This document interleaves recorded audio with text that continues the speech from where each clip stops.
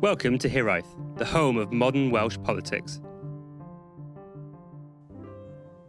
Love it or loathe it, social media has been a phenomenon of the 21st century. It has delivered many positives, transcending geographical boundaries, allowing people to communicate and connect with others worldwide, empowering individuals by educating them, raising awareness, and providing a platform for voices, and in many cases, successful business developments. However, there are already notable concerns around mental health, particularly the young in our society, addiction, design manipulation, and perhaps the most toxic area of all, online hate and bullying. We are still getting to grips with this relatively new media, which is somewhat of an unregulated digital Wild West. Joining me, Kerry Davis and Matthew Hexter tonight to talk all things social media are Professor Matthew Williams, founder and director of the Hate Lab, and a professor of criminology in the School of Social Sciences at Cardiff University. Evening, Matt. Evening there. Nice to be here. And joining Matt is Jessica Davis, TV and radio presenter and well-known campaigner and advocate for online safety. Evening, Jess. Hello. Okay, both, before we start this evening, I just hoping you can give us a brief background to your experience in this area. Matt, you head up Cardiff University's Hate Lab. Can you tell us a little bit more about that organisation? Yeah, sure. So back in 2013, we did an extensive survey of hate crime in Wales. Basically, there wasn't that much data available that we could reduce to the Welsh context. And so in partnership with Welsh Government and the Big Lottery, we conducted a nationwide survey, the first of its kind, actually, on the prevalence of hate across the many different identities that we could collect. And it was during that large survey that we actually discovered quite a few people saying they were being targeted on social media, which is one of the first times that we'd actually come across this at any great level. And that kind of changed, in a sense, how we looked at hate crime, the migration or the re-engineering of it from a street-based or a public space-based offline phenomena to an online phenomena, how it had been re-engineered to function online. And it's from that point that we started to build new bits of tech that enabled us to monitor hate speech across various social media platforms. And that's primarily now what the Hate Lab does. That sounds really interesting, Matt. I'm sure we'll touch on more of that as the evening progresses. Jess, you're a fairly well-known, high-profile person in this area and an active campaigner on online safety. Can you talk us through how you got to that position and, what the background in social media you have? So I've been using social media for work and pleasure since I was 18 years old, so about 12 years now, and grew my following very early on. So I've never known social media without having hundreds of thousands of followers, which is a really weird space to try and navigate. And I think over the last few years, you started to look back at what I've experienced online, and a lot of that, unfortunately, has been negative in terms of negative comments, having my images stolen and used for identity theft, used to blackmail and catfish people, having my images shared without my consent, and then also experiencing stuff like cyberfashing and investigating all the deep fakes as well. So definitely over the last couple of years, it's really kind of surprised or shocked me, shall I say, that the level of hate and, danger that exists online, and yet it seems to be such an unregulated world, and also a world that seems difficult to regulate because it is worldwide, right? The internet does go all over the world, and it's different in every country. So that's my kind of background and why I wanted to step into and raise awareness really of safety online, but specifically women's safety. How would you say that social media has transformed communication and connectivity? It's fundamentally changed it. I mean, I start my book off by describing a world which is more hateful than ever before, which is quite a controversial thing to actually say, I think, considering people's mind immediately leaps back to World War II, the Holocaust, etc., where we can't imagine a much more divisive and hate-filled period in history. But my argument is basically that social media is a force amplifier of things like prejudice and hatred. And because of the various qualities of the internet, lots of psychological studies have found, for example, when people interact online, they experience something called disinhibition. It's a bit like when you're drunk. You say things you wouldn't normally say. And because of that disinhibition and other effects of the internet, like de-individuation, which frees you up to say things you wouldn't normally say, folks engage in hate speech at much more regular intervals.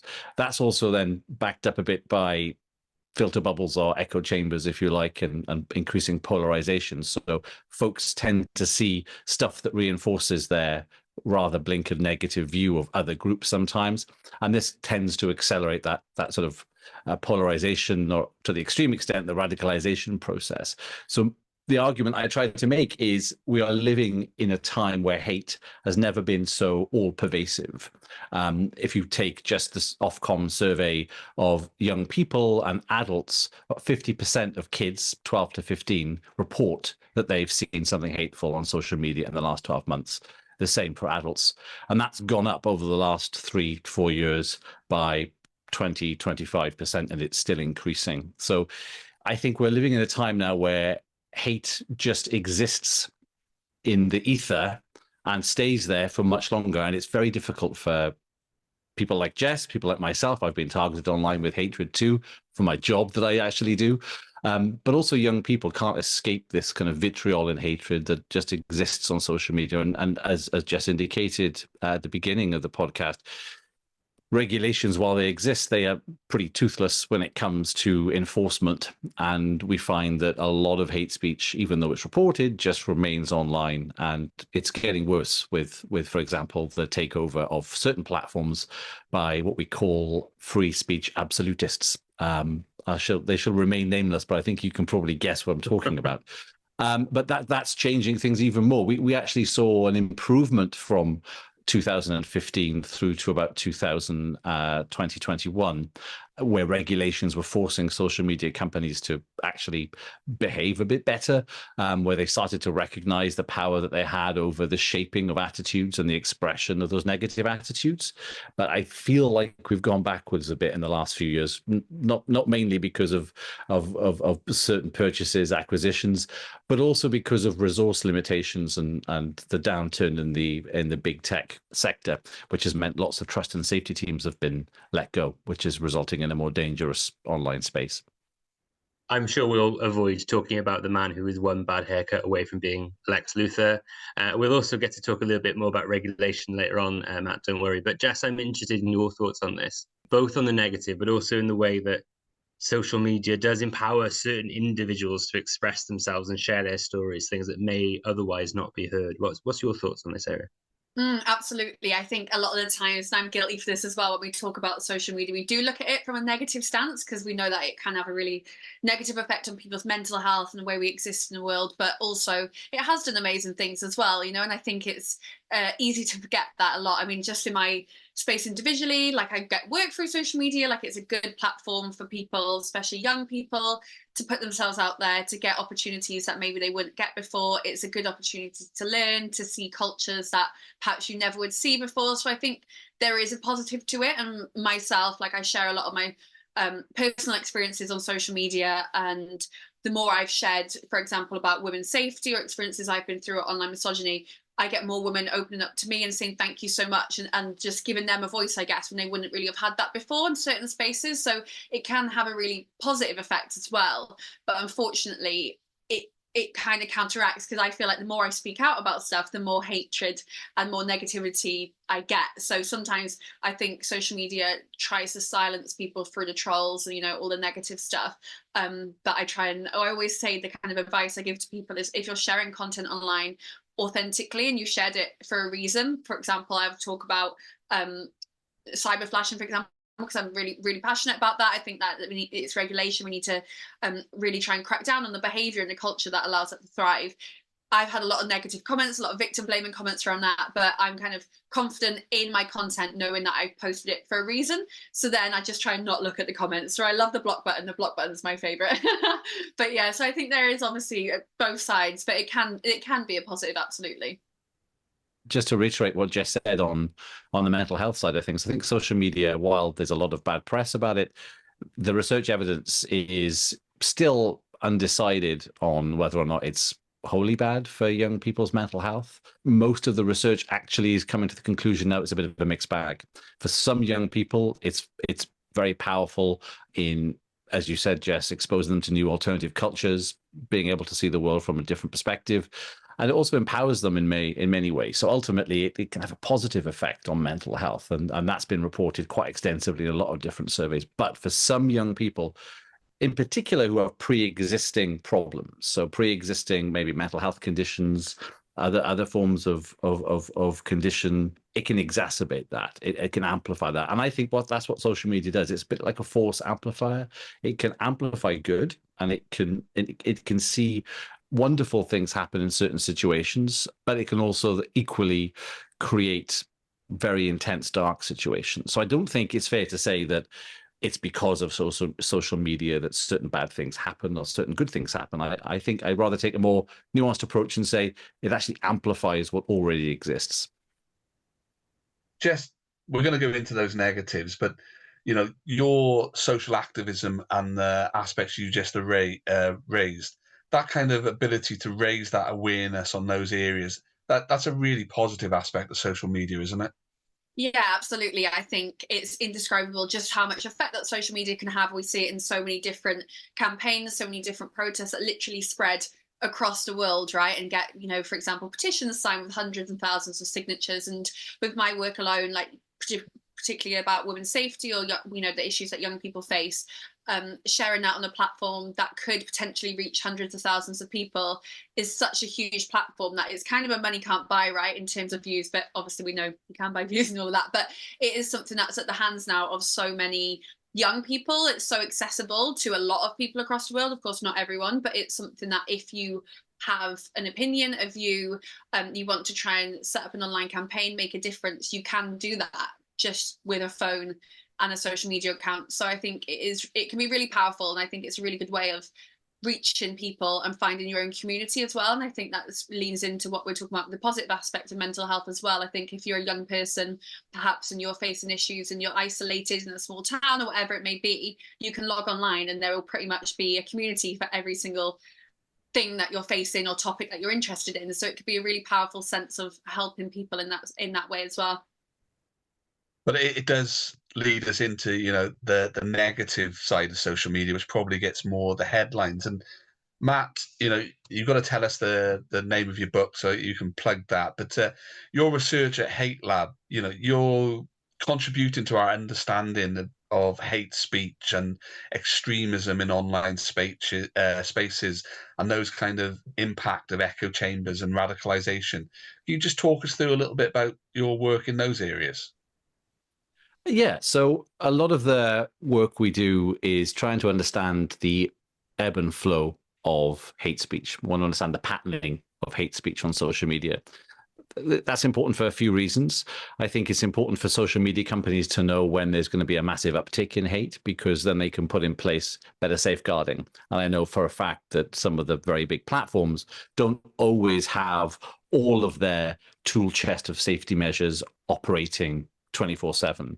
That might surprise you to hear that, but it's a very expensive thing to do. You've got billions of posts flying through the cloud, and to classify those for toxic content, hate speech, violence, whatever, terrorist content, whatever it might be, is very, very, very expensive. So they tend to switch on all of the tools when they think there's going to be a big rush of hatred. And we classify those periods as surrounding trigger events. So trigger events include things like divisive political votes. Brexit would be one of them. A general election would be another. A terror attack, for example, would be another trigger event, but also court cases. Sporting events can be trigger events. We saw that with the women's Euros and the men's Euros. Situations that galvanize opinion and prejudices, and maybe sometimes amplify those prejudices in extreme moments of frustration. And it's important to understand what those are. Some of them are scheduled. We know, for example, when a referendum is going to take place. We know when a sporting tournament is going to take place. So we can watch out for an increase in hate speech around those events. We did that with the Women's Euros, and found during the final, for example, that there was a massive uptick in misogynistic hate speech targeting the Lionesses. And we were able to inform not only, in our case, the FAW, because we were obviously the Lionesses are not the Welsh team, but when the Welsh team were playing, we were in contact with the FAW, but also other interested parties like Kick It Out, who wanted to know when they were upticks in hatred targeting the players. And so much of the work we've done is to identify what kinds of events trigger hate speech online. And then another part of the work has been to identify whether or not the hate stays online, or if indeed it tips over onto the streets. So there's the holy grail of a lot of the sort of behavioral science that we do is to figure out, is it just an isolated online phenomena we're witnessing, or are there going to be real world ramifications stemming from this? And of course, governments, police services are very keen to understand the nature of those relationships as well. And we have, through various research studies, found that an uptick in online hate speech is indeed correlated to an uptick in hate speech on the streets. So we often see a tipping point, and this has been established not only in the UK, but also by other researchers in Germany and in the US. So we've now got a really strong body of research that suggests what happens online doesn't just stay online. Very often it can spill over onto the streets. And there's a bit of a weird relationship. It can go that way. It can spill out off from online to offline, but it can also then come back in a feedback loop, if you like. So we get this weird cycle of hate speech and hate crime between the online and offline arena. Is that where the things we read about, so around misinformation and, the buzzword in recent years has been fake news, is that where those kind of issues come in about they spread rapidly through social networks? Is that how that follows? Yeah. Well, misinformation and disinformation. So disinformation is the deliberate creation of false information in an effort to destabilize or ruin a reputation or whatever it might be. Misinformation is the inadvertent sharing of that information, if you like, the inadvertent sharing of disinformation. Both are problematic, and it's the sharing of that content that's the big problem, really. It's when a piece of information that's false gets taken up by the masses and is considered true. So, for example, COVID denial might fall into that. Well, it certainly does fall into that category for me. The ineffectiveness of vaccines. There's a lot of conspiracy theories, obviously, that do the rounds online as well. And a lot of that mis and dis, while created by average folks, a lot of it's also created by states, foreign state actors. So, for example, we know for a fact that the IRA, the Internet Research Agency in Russia, has been known to interfere with communications on social media in the UK around trigger events. We saw it around the 2017 terror attacks. We saw particular images of individuals being amplified artificially by bot farms out of Russia. And we've seen it very recently with Kate Middleton and the images around the manipulation of that photograph that was released by the palace. A lot of Russian interference, not necessarily state in this case, but bot farms in Russia manipulating the virality of content that may be considered divisive or destabilizing to a democracy in some way. So yeah, there's a lot of that going on, which is really dark, and it's information warfare in a sense, and it's that kind of soft power stuff. You see it happening across the world. We look for it in our country, obviously, and we find it routinely on a day-to-day level. But it's happening all over the world, and it's actually quite scary. And this is why we need tech to identify these accounts and their tactics. And that a lot of that tech is being developed by really cool startups in the UK and the US as well. So there's a thriving economy around all this stuff as well, which is very exciting. But I think that we need to keep one step ahead of the manipulators in this game. Yeah, it does sound a little bit science fiction, but quite worrying. Jess, what Matt's talking around, I think maybe a little bit more one step away from the area you've looked at, and I know a lot of your experiences are a lot more personal. You've been a victim of cyber flashing for the past decade. What's that impact been on you personally, and are there anything around online safety laws that you think are needed to address this issue? Yeah, I mean, just on that, it's terrifying, isn't it, to think of all the bot farms and just the scale that this is happening, because a lot of the advice that I've been given, and a lot of women that I know have reached out to me, just been given, oh, just come off social media, like that's the issue. There's so much more going on. But yeah, I mean, on a personal level, like the experiences I've experienced so much online misogyny over the years, and whether that's cyber flashing or it's online sexual harassment and images being shared and all of that, I think it has such an effect on my own personal, it can affect the way you start to feel about yourself. You start to think that maybe you've done something wrong. You start to victim blame yourself, and you can get caught up in that. But I think also on a scale, the thing that terrifies me the most is my safety. And I think, unfortunately, a lot of people seem to think because it's happening online, it's not quote unquote real. It's not the real world, but our online world is the real world. It's real people who are engaging in that. So someone who is sat at home sending me unsolicited images of their genitals, for example, accompanied with sexual comments about what they want to do to me if they ever find me, that is a real person that's saying that. So for me, I start thinking, okay, who is that person? Why are they, finding me? Why they send it to me individually? Like, is it someone I know? And, every single time I go out of my house on the street, I'm always wondering, is someone going to follow me? I always double look over my shoulders. Like, it is something that's really heightened my personal safety, the feeling of it when I'm out. And I think as a woman, you already feel that anyway. And to experience all of this online, I think unfortunately with the internet, the cloak of anonymity has made so many people feel like they can do and say whatever they want.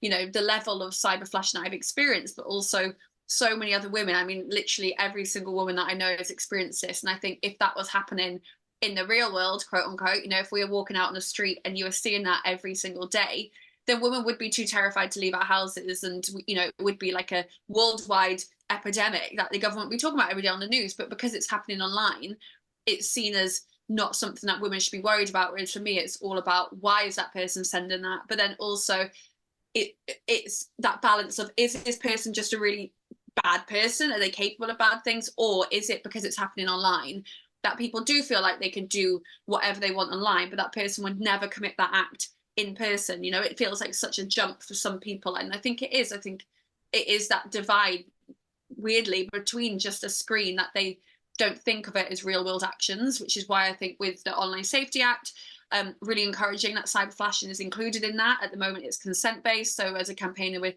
trying to change that. So it's just, if you send an image of your genitals without consent, whatever gender you are, then that would be a crime. Because for me, the intent is there when you sent that. So stuff like, I think the Online Safety Act is a great step in the right direction, but it's really difficult. And I think I always try and hammer home when I talk about this, because I think just adding more laws and laws into it isn't necessarily going to change. But also, we know if the police, the jails are already full, the police don't have the funding, the scale that this is happening, it's happening across different countries, different states. It's more, for me, a cultural thing that we need to look at and think, okay, why are people feeling like they can behave like this, and why is it, specifically my experience, men who feel like they can carry out these acts in person, like what is driving that? And from what I've found, my investigations, the work I've done, there's a lot of online communities that kind of encourage each other. It's a bit of a pack mentality. So I think for me, it's great to have, we definitely need laws there, we definitely need guidelines, and social media and platforms can we do more, I think, but also it's a cultural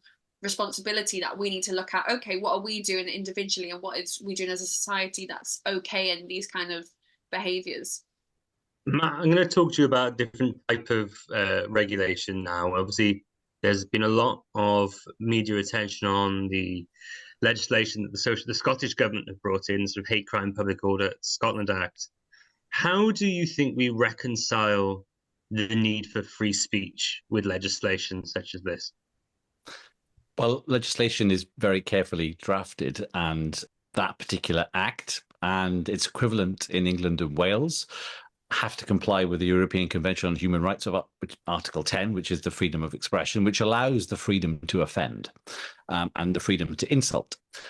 So all the acts in England and Wales, Scotland, Northern Ireland abide by that condition. And I think the current furore around the Scottish Act is very much, I think, about mostly the trans debate and the gender critical opposition to trans rights, and the fear stoked by particularly influential social media celebrities that to say dead name a trans person, for example, might become illegal. Now, I think that's just fanning the flames and is somewhat hysterical. If you understand the legislation, it's very precisely written, even though it has to be interpreted by courts when cases come up, and juries have to decide what is offensive, what is grossly offensive, and so on and so forth. And where you draw that line is always a difficult one. But we always use the wisdom of the crowd, or the wisdom of the jury, or the wisdom of the judge or the magistrate to inform that.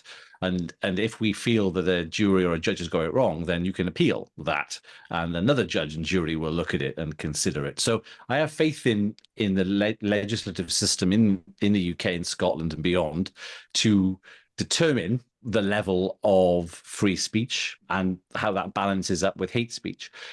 I'm an advocate for free speech. I argue that without free speech, you can't fight hate speech. As soon as you start closing down speech, the speech of, say, myself, for example, as a gay man, can be stamped out. And if I don't have a voice to express the desire for equality and the rights for gay people, then all of a sudden we're losing the fight. So I'm a staunch advocate for freedom of expression, and I'm a great fan of comedy, which means I'm totally fine with people offending me and saying slightly crass jokes. I'm fine with that. There's a line where that kind of speech, however, can go beyond. And if it becomes threatening, harassing in any way, it's a crime in its own right.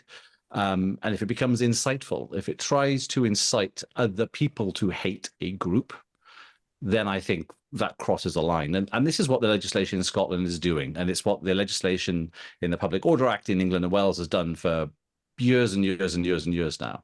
So in my opinion, knowing the law, there's nothing really controversial about what's just happened in Scotland. The only thing I think that is stirring up the anxiety is its application to the trans debate, which is basically being fought out on social media right before our eyes. It's very, very, very ugly.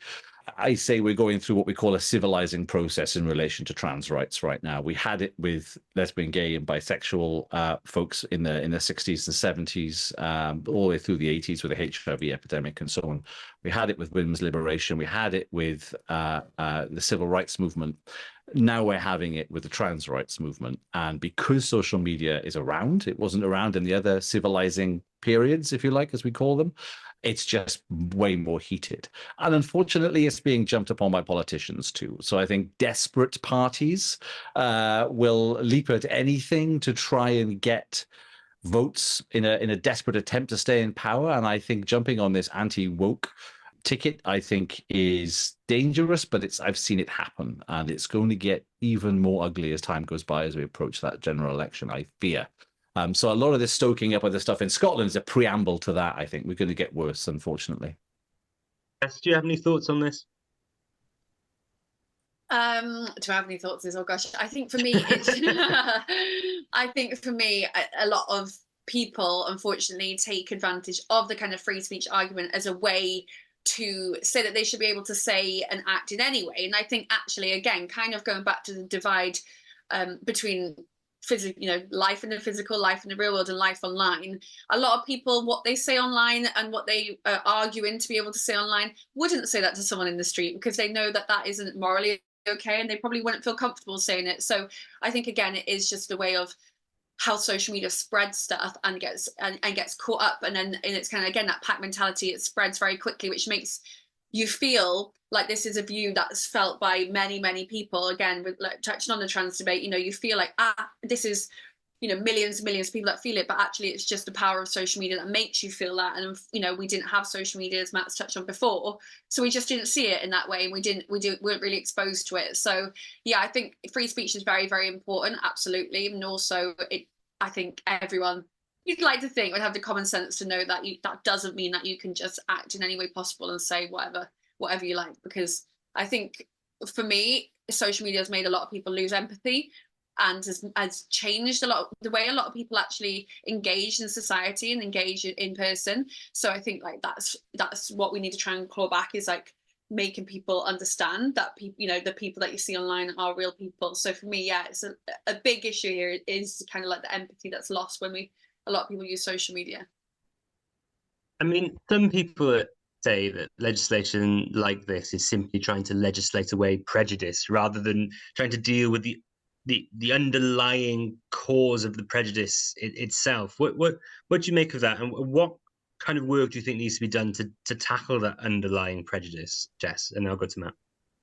I think that's a really important and really insightful point, actually. And I think absolutely the internet needs legislation. I think it's so crazy that this, beast has been developed in social medias over the years, the last 10 years, and how that isn't really that regulated to a sense. So I think that is crazy. But then, yeah, like we look at prejudice, we look at a lot of behaviours that exist online, and they do exist outside of the online world as well. And they existed before social media and before the internet came about. So again, that is kind of going to the cultural aspect of it. And I was speaking to a lady called Professor Claire McGlynn the other day, and she kind of specializes in online hate towards women and girls. And we were looking at deep fakes, for example. Deep fake porn very much targets women, and the big issue is consent and the fact that it is non-consensual. And then we kind of had a light bulb moment together, like, oh yeah, but why are we surprised? Because we look at, for example, figures of rape, we know unfortunately that happens, and that is all about, non-consensual act that happens on such a huge scale, unfortunately, in the real world. So why are we so surprised when we see non-consensual acts being carried out online? So I think it is the fact that it's human behavior that we are just seeing in a digital space. So yeah, it's a weird little world to try and get our heads around and see, what happens in real life and online and how it all kind of weaves in together.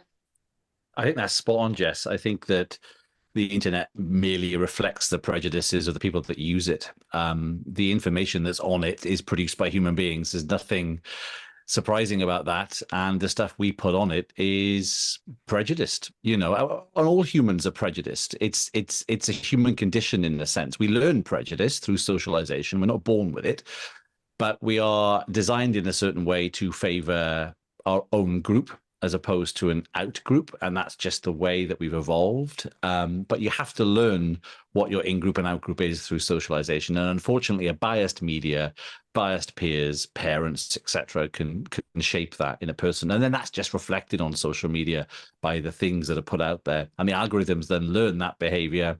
They learn the content from the content that's out there. So ChatGPT, for example, Llama, Bard, all these GPT models out there now with AI are learning what it is to be a human from all that's always been written by human beings, and clearly a lot of it reflects prejudices. So in terms of legislation, how you tackle that, yeah, it's a biggie, right? So you're talking social engineering stuff. Can you socially engineer out prejudice? Yes, but it would take an inordinate amount of money. It's far cheaper, and it's an easier win to have a sticky plaster like something like the Online Safety Act to impose fines on social media companies, etc., in the short term. And, this is the nature of politics, isn't it? I think we have short periods of time within which to accomplish things. Trying to stamp out prejudice in a society is something that would take decades, if not multiple decades. I know we have the anti-racist Wales action plan, right? So I know that in Wales there is this pivot towards we are going to be, a prejudice-free society at some point, which I think obviously has its problems. But ultimately, it's starting from a really good perspective, the vision that we can't just regulate this stuff away by punishing people. We have to look at institutions. We have to look at education. We have to look at housing. We have to look at the fundamental institutions that make up our society and identify where prejudice creeps into those processes. So, for example, simple things. When I wrote my book, thanks, Kerry, by the way, for mentioning my book called The Science of Hate. There's the plug. Available from all good bookstores. But one of my friends who's a headmaster in a school in West Wales said to me, Matt, I really enjoyed reading the book. It's really important for me to understand how prejudice operates in a school. But he said, one of your main points about stamping out prejudice is positive contact. There's this theory born in the 1950s from Gordon Allport from the US, who basically argues that if you put people from different backgrounds together in a physical space under positive conditions, i.e. they have to work together to achieve a goal, the prejudices, the negative stereotypes that existed melt away, because ultimately you find that you have far more in common than what separates you. The famous Joe Cox line, it was said in Parliament before she was tragically murdered. but it's, it carries such weight, and empirically so as well. There's been over 250 studies done on over 250,000 people in 33 countries that shows that positive contact when you're young eradicates negative stereotypes and prejudice. But how do you do that when, like in my friend's case, who's a headmaster in a school in West Wales, all the kids are white? I think he has one Asian kid in the whole school. It's a comprehensive school. He said, how do I achieve that positive contact? And one way to do that is actually to diversify the curriculum, to expose young people to the literature of Black authors, for example, to expose them to literature that have female characters in non-stereotypical roles, and just to get into the minds of young people, sort of non-stereotypical thinking in a sense. And that's a start. But again, that's a huge change that you have to implement, and that's just one area of society. So you can build a fairer and more equitable society from the ground up, but it takes an inordinate amount of money and an inordinate amount of will. Yes, one of the major problems that I think people find with social media is just simply how addictive it is. You've talked about your own social media addiction, and I will publicly talk about how much time I waste on apps such as Twitter and TikTok. Do you think we need to address this? And if so, how do we do it? Oh gosh, if I knew how to do it, then I wouldn't be, like I'm saying, talk about my social media addiction. But that's a scary thing, right? These apps are built, as we know, to keep people on them as long as possible, because that's how the platforms make money, and that's what the content's there for. I remember reading a study about how, because when Facebook first came about, you could get to the end of the newsfeed and say there's no more updates for you. I mean, that's long gone. And a study, I can't remember what exactly it was, but it was to do with tomato soup theory, where if you had a bowl of tomato soup and you just kept eating it and it kept filling up, when would you stop? And I think that's what we've seen change over the years with social media. You can never get to the end of it now like it used to when it first was developed. So it is really difficult. And I think, with iPhones now, I try and set up time limits on my phone for certain apps and all of that. But, as soon as you wake up and you go and reach for your phone, and then you're seeing and exposed to this world, whether that's hatred, whether that's, you're seeing something that you might not see back in the old days on the news until tomorrow. So it feels so instant, it feels so invasive, and it feels like it's in your home. And I think that's what can really make these feelings, whether it's anxiety or whether it's for your, my sense of personal safety, it can really amplify them because you feel like it's very personable, even if it's happening to someone on the other side of the world. And I think that's what's quite scary in terms of social media addiction, because it's having to kind of break your own pattern and being like, okay, I'm going to put my phone down now, which I always try and do, and trying to, just get out and touch some grass outside, which makes a world of difference. But it is so scary how even just in the last, space of 10 years, for example, we're seeing apps develop to just keep us on there as long as possible. And you think if you're 13 years old, which is the age most people, that you're legally allowed to use social media, if you're joining that at 13 years old, then you can see how that can really change and shape your views and the way that you view world and the way that you view society, because it will get you early on, and it's difficult to break that. Matt, do you think that this sort of addictive nature of social media can sort of add fuel to the fire? When people get stuck in rows in real life, people try and remove them from the situation. But when you're on social media, there is no one pulling you back and saying, Dad, leave it alone. So you just find yourself fueling your own hatred and fire in that regard, because there's nothing stopping you. Yeah, it goes back to what Jess said as well, on these communities that reinforce particular worldviews. It's very easy to find a community that will support your worldview online. If it's not on mainstream social media, it might be on niche or fringe social, such as 4chan or 8chan, those kind of darker, murkier sides of the internet.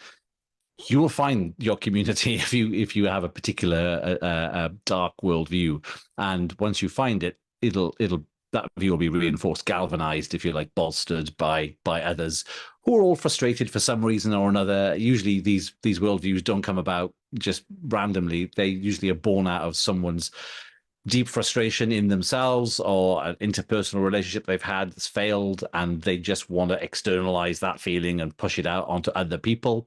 It's classic kind of psychology stuff, but ultimately that's where it tends to come from. But they find folks like themselves who are feeling that pain, and they all tell each other, The pain isn't just felt by you, it's felt by us, but it's importantly, it's not your fault. It's their fault over there, that scapegoat over there.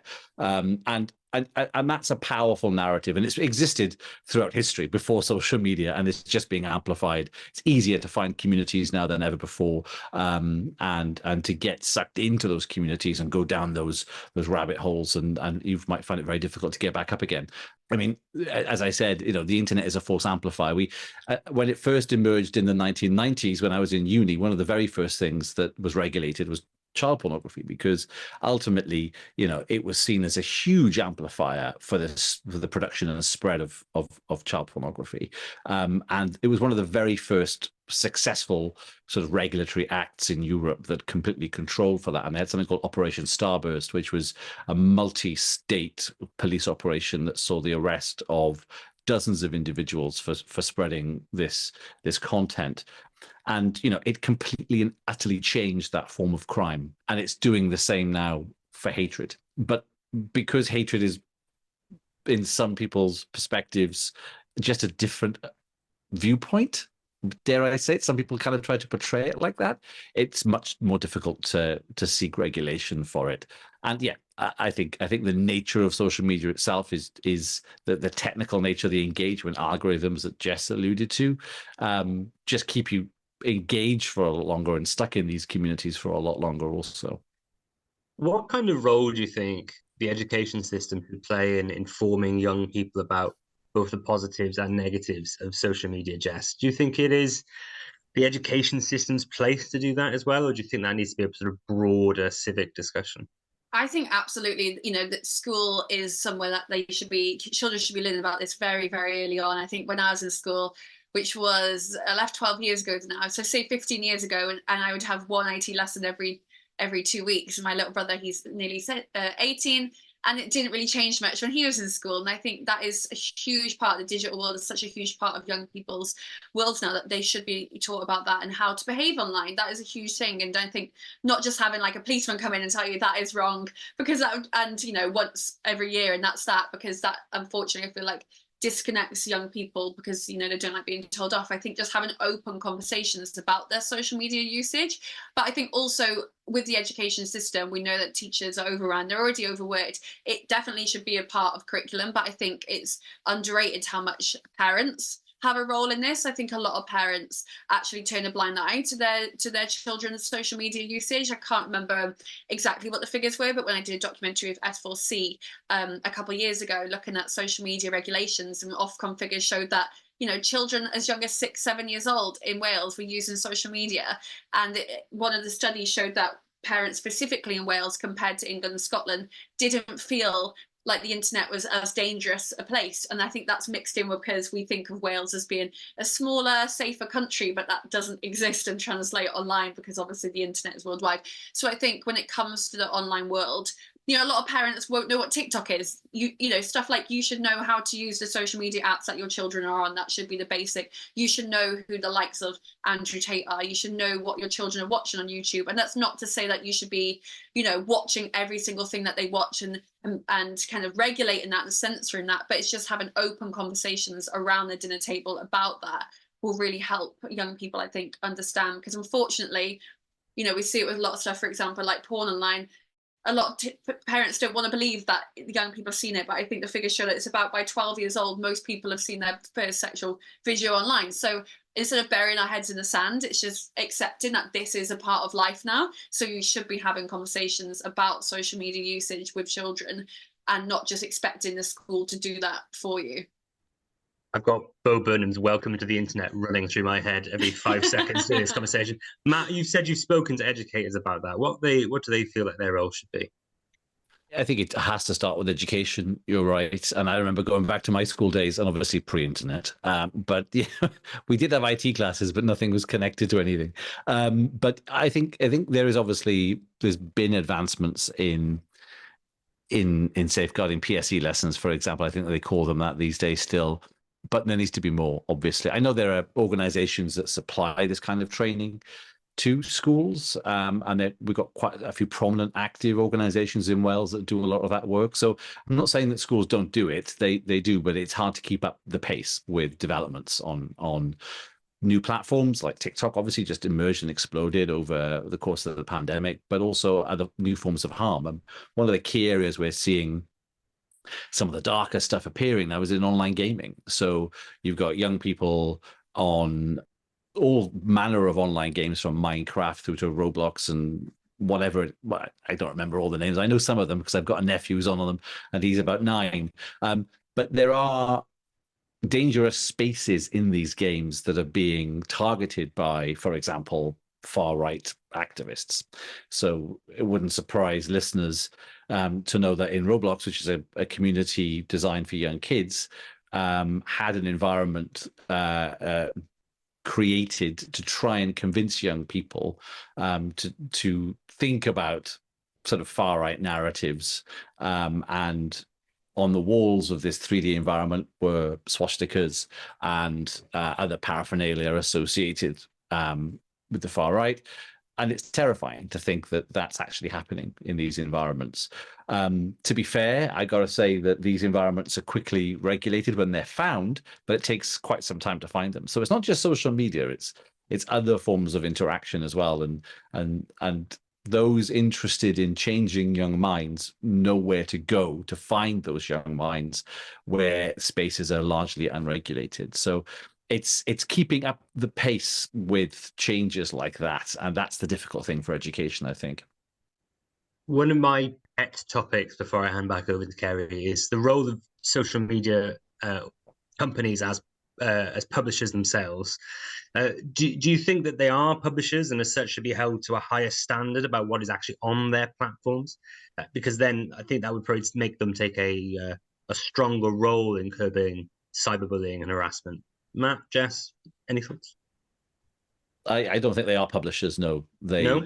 I think it would be the same as saying that BT was a publisher for everything that was said over a telephone line. I mean, if you think about the structure of Facebook, so all social media started off as a one-to-many kind of communication device. So Facebook could have been used in the same way as Twitter. You could have just not locked down your account, but the way when it emerged in 2004, people were a bit trepidatious about going online and going on social media, and they closed their community. So all of a sudden, you close your account and you had to be invited to be a friend, etc. So Facebook's got very much a one to a few people, I guess. If you think of 200 or 300 people is a few, Jess probably has more people on than Facebook than I do. But Twitter operated quite different. You could do the same. You could lock down Twitter in the same way and just have people that you invite or who ask to be your friend. But we're much more open about it. So if you think about social media that has the capacity to close communications into those private networks, all of a sudden you can't really think of it as publishing in the same way as you can. And it's because of that flexibility built into social media. That's the way they get away with saying they're not publishers in a sense. But also I think it's practically impossible to keep an eye on what everyone's saying. I mean, they can't do it. We know they can't do it because we've seen that they can't do it. There's stuff said that shouldn't be said. It's removed in the billions on a daily basis. So it's just not technically feasible. To legislate along those lines, I think would just decimate the whole tech industry, and then doing so decimating a big part of the economy. You're ruining my plans to bankrupt Lex Luthor here, yeah. Matt. Yeah, I'm afraid it's not going to work. Jess, do you have any thoughts before I hand back over to Kerry? No, not really. Everything that Matt just said. Well, there's an awful lot of negative here, and I think that's what we wanted. You want to talk around, and I think the Tate brothers were mentioned, and some of what we've looked at and you've mentioned really is quite depressing. But I think, Jess, you mentioned it, and I enjoy social media. I've learned a lot. I've got a lot of great friends. I've got work out of social media as well. And I think there's a lot of positives there. And I don't want to end tonight too much just focusing on those negatives, which as a parent of 2 young daughters, it is quite bleak with what you worry about and things like that. But I think there is a lot to be positive about. And I want us to kind of look at that to end the show, as it were. But, Matt, social media has transformed political discourse and citizen engagement. It really has changed the 21st century in that regard. That has to be a positive, really, doesn't it? Yeah, I think so. I think it's a tool for enlightenment in many ways. I think that, for example, the advent of TikTok and its particular sort of engagement algorithm and the way it presents information or encourages creativity is a wonderful thing. It's just when any new technology appears, criminals will always take the opportunity to change it into something nefarious. It doesn't matter if it's the telephone or if it's a motor vehicle or if it's social media. Where there's opportunity, there's always crime. So I think with any kind of new tech that we see, and we've seen it throughout history, you're going to get folks using it for those nefarious purposes. But for the most part, I think it's a powerful powerful thing for change, as you mentioned it in politics and the ability to get people debating about these topics. And I just want to finish on the fact that our lab monitors social media on a regular basis, and we every time we monitor it for hate speech, we only find around about 1%, usually much less than 1%, of online communications are hateful towards Black people, towards women, towards gay people, towards disabled people. Less than 1%. Usually 99.5% of the communications are usually pretty healthy. So let's just remember that. It's just that the very negative stuff, when it comes out, gets a lot of attention. But let's not forget that these communications are in the billions. We're talking about billions of posts. So even 0.5% of billions and billions and billions of posts is still a big number. As I say, I get so much out of social media, and in recent years, I've managed to make it so that I do focus on the positive. Jess, I do want to make sure that there's some positive sides from yourself as well. Do you see that positive side of social media, or is the negative experience you get overwhelming? Yeah, I think that's actually a really inspiring or nice thought to think that Matt's just said about the fact that it's only 1% of hate, and it is, as an individual or who has a lot of following online.